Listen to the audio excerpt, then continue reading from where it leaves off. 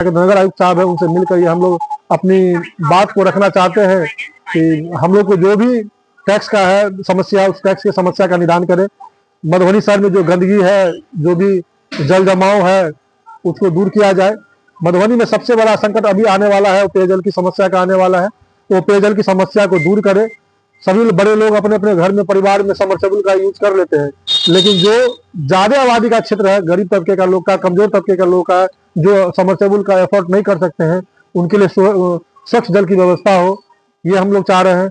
शहर में आपराधिक घटनाएं बढ़ गई हैं, तो जिला प्रशासन से या प्रशासन से हम लोग मांग करते हैं कि शहर में बैंकिंग आवर में जो है तो गश्ती बढ़ाया जाए, पेट्रोलिंग बढ़ाया जाए, और शाम के समय में शहर के जो भी प्रवेश द्वार है, उस प्रवेश द्वार पे पुलिस की गश्ती बढ़ाया जाए, ताकि आपराधिक गतिविधि करने वाले लोग वहां से सतर्क रहे, शहर में आने से डरे लोग, भय का माहौल उन लोगों के बीच में रहे। लोग मधुबनी नगर निगम के समस्याओं को लेके प्रशासनिक स्तर पर कहाँ आप लोग आवेदन दिए? देखिए सरोज जी, हम लोग नगर निगम में जो विगत 2 वर्ष पूर्व यह नगर परिषद क्षेत्र था, और आज हम लोग बहुत ही अथक प्रयास के बाद, जो हमारे माननीय लोगों ने प्रयास किया, उस प्रयास के बाद हम लोग नगर निगम में आए। तो स्वाभाविक है, जब लोगों का प्रमोशन होता है तो लोग बड़ी ही उम्मीद से अपने आप को इस शहर में देखना चाहते हैं। तो जैसा हम लोग उम्मीद कर रहे थे कि हम लोग नगर परिषद से नगर निगम में आए तो बहुत सारी सुविधाओं का मान लो विस्तार किया जाएगा, बहुत सारी सुविधाएं बढ़ाई जाएगी, शहर में बहुत सारे जो भी समस्या है उसका हल किया जाएगा, साफ सफाई की व्यवस्था दुरुस्त होगी, जल जमाव से हम लोगों को निजात मिलेगा, पेयजल से हम लोगों को निजात मिलेगा। लेकिन 2 वर्ष बीत चुके हैं लगभग, और हम लोगों को ऐसा कोई परिवर्तन दिख नहीं रहा है। तो इस परिवर्तन नहीं दिखने के कारण से शहर में बहुत सारी परेशानियां हुई हैं। 2-3 दिन पहले एक बारिश हुई थी रात में। बारिश के बाद जब प्रातः जब बच्चे स्कूल जाने की बात हुई तो पूरे शहर में पानी का जल जमाव बना हुआ था। बच्चे स्कूल जाने से कतरा रहे थे। बुजुर्ग जो मॉर्निंग वॉक करने निकलते हैं वो भी मॉर्निंग वॉक करने से कतरा रहे हैं। तो कहीं ना कहीं परेशानी शहर की बहुत बढ़ गई है। तो इस परेशानी के निदान के वास्ते हम लोग माननीय डीएम साहब से, एसपी साहब के कार्यालय में और नगर आयुक्त साहब के मिल करके हम लोग ज्ञापन दिए हैं कि शहर में जो भी मूलभूत सुविधाएं हम लोगों को जो मिलनी चाहिए, जो नहीं मिल रही है, वो सुविधाएं हम लोग को बहाल की जाए। इसके लिए हम लोग मिले थे।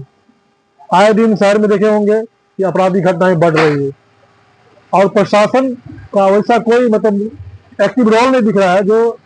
जो भी दोषी है उसको उनकी गिरफ्तारी हुई हो या उनको सजा दिया गया हो प्रशासनिक स्तर पर, ऐसा कुछ दिखा नहीं। तो कहीं ना कहीं हम लोग के व्यापारियों के मन में भय का माहौल है, और हमारे साथ घटना नहीं हो रही है, घटना अपराधियों के बीच ही हो रही है, या अपराधी कर रहे हैं, या जो इससे जुड़े हुए लोग उसी के साथ हो रही है। लेकिन आप देखेंगे कि अगर हमारे प्रतिष्ठान के सामने में कोई बमबारी करता है, कोई गोलीबारी करता है, तो दुकानदार में तो भय होता ही है, साथ साथ ग्राहकों में भी भय होता है, जिससे क्या होता है, लोग बाजार से निकलना अब कम कर दे रहे हैं। तो क्या होता है, उसके एवज में लोग ऑनलाइन शॉपिंग कर रहे हैं। ऑनलाइन शॉपिंग से हम लोग को स्थानीय दुकानदार को नुकसान होता है। तो इन्हीं चिंताओं के साथ हम लोग गए थे स्थानीय डीएम साहब से मिलने के लिए, एसपी साहब से और नगर आयुक्त साहब से मिलने के लिए गए थे। मधुबनी में आप मेजर समस्या क्या क्या देख रहे हैं जिसको त्वरित समाधान किया जाए? अभी सबसे बड़ी समस्या मधुबनी की होल्डिंग टैक्स में जो अप्रत्याशित वृद्धि कर दी गई है, जो डिमांड नोट भेजा जा रहा है लोगों को अपने होल्डिंग टैक्स जमा करने के एवज में, तो उस होल्डिंग टैक्स के एवज में जो भी आउटसोर्सिंग एजेंसी लगी हुई है, वो आउटसोर्सिंग एजेंसी जो भी बड़े बकायादार हैं उनके साथ अप्रत्याशित रूप से दोहन और शोषण करने का काम करते हैं। वो कुछ लेन देन करके उसको कम कर देने का आश्वासन देते हैं और करते भी हैं। और इस तरह से क्या होता है कि लोग समझ ही नहीं पा रहे हैं कि हमारे जो भी होल्डिंग है उसका रियल में क्या मतलब टैक्स होना चाहिए, क्या उसका किराया होना चाहिए, ये लोग समझ नहीं पा रहे हैं। तो इसीलिए हम लोग माननीय एसपी साहब से भी बोले, ये नगर आयुक्त साहब से बोल के आए हैं कि सर आप एक पेपर के माध्यम से सार्वजनिक कर दीजिए कि हम लोगों को किस क्षेत्र में, किस गली में, किस मोहल्ले में या किस रोड के लेवल में हम लोग को कितना टैक्स दिया जाए, ये सार्वजनिक कर दीजिए, ताकि लोग एजुकेट हो सके। और उसमें भी अगर कोई प्रकार की मान ली कमियां हैं तो हम लोग आपसे आके मिल करके उसका समाधान ढूंढेंगे। आपका कहना है जो जिस तरह से होल्डिंग टैक्स लिया जाता है उससे उस तरह से सुविधा मुहैया नहीं है? जी, हम कहते हैं कि सरोज जी की हम आपको कहना चाह रहे हैं आपके चैनल के माध्यम से, अगर अभी हम लोग चाय पीने के लिए कहीं जाते हैं, फुटपाथ पे चाय पीते हैं तो उसकी कीमत होती है 10 रुपये, थोड़ा सा उससे बढ़ते हैं। शहर में कई तरह का कुल्हर चुस्की, चाय चुस्की या चाय दलान इस टाइप का खुल गया है, तो उसमें हम लोग चाय पीते हैं तो हम लोगों को लगता है 25 रुपये। अगर यही चाय हम लोग मधुबनी के किसी अच्छे रेस्टोरेंट में पीते हैं तो उसकी कीमत होती है 50 रुपये। लेकिन आप देखेंगे कि यही चाय हम लोग अगर 5 स्टार में जाके पीते हैं कहीं बड़े शहरों में जाकर के, तो उसकी कीमत 500, 700 रुपये, 600 रुपये होती है। तो वो पैसा क्यों, वो चाय तो वही है, लेकिन पैसा क्यों बढ़ता है? पैसा सिर्फ सुविधा का बढ़ता है। तो जैसा जिस जगह पे जिस प्रकार का सुविधा मिलता है लोगों को, उस हिसाब से लोगों को पैसा देने में भी आपत्ति नहीं है। यही प्रहलाद जी 10 रुपये चाय पीते हैं, यही प्रहलाद जी 6 रुपये की चाय पी सकते हैं। तो मान लीजिए सुविधा के आधार पर है तो पैसा देने में कोई असुविधा नहीं है लोगों को। लेकिन शहर में आप देखिएगा जिस प्रकार से गंदगी है, जल जमाव है, बजबजाता हुआ आप नाली देखेंगे, तो आपको लगेगा कि कहाँ हम मधुबनी में आके फंसे हुए हैं, कहाँ हम मधुबनी में रह रहे हैं। सुविधा हम तो पटना से भी ज्यादा टैक्स लिया जा रहा है और सुविधा के नाम पर मधुबनी में कुछ भी नहीं है। सवाल ये पैदा होता है, नगर निगम में भी इतना समस्या उत्पन्न हुआ है या नगर परिषद से समस्या है? नगर परिषद में भी समस्या थी, लेकिन इतनी समस्या नगर परिषद में नहीं थी जितनी आज नगर निगम में। आगे क्या चाह रहे हैं? हम चाह रहे हैं सरकार से, और जो भी हमारे प्रशासनिक पदाधिकारी हैं, हमारे डीएम साहब है, एसपी साहब है, और क्या कहते हैं नगर आयुक्त साहब है, उनसे मिलकर ये हम लोग अपनी बात को रखना चाहते हैं कि हम लोग को जो भी टैक्स का है समस्या, उस टैक्स की समस्या का निदान करें। मधुबनी शहर में जो गंदगी है, जो भी जल जमाव है, उसको दूर किया जाए। मधुबनी में सबसे बड़ा संकट अभी आने वाला है, पेयजल की समस्या का आने वाला है, तो पेयजल की समस्या को दूर करे।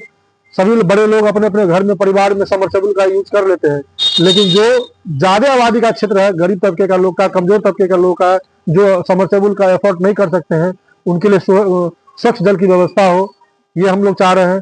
शहर में आपराधिक घटनाएं बढ़ गई हैं, तो जिला प्रशासन से या प्रशासन से हम लोग मांग करते हैं कि शहर में बैंकिंग आवर में जो है तो गश्ती बढ़ाया जाए, पेट्रोलिंग बढ़ाया जाए, और शाम के समय में शहर के जो भी प्रवेश द्वार है उस प्रवेश द्वार पे पुलिस की गश्ती बढ़ाया जाए, ताकि आपराधिक गतिविधि करने वाले लोग वहां से सतर्क रहे, शहर में आने से डरे लोग, भय का माहौल उन लोगों के बीच में रहे।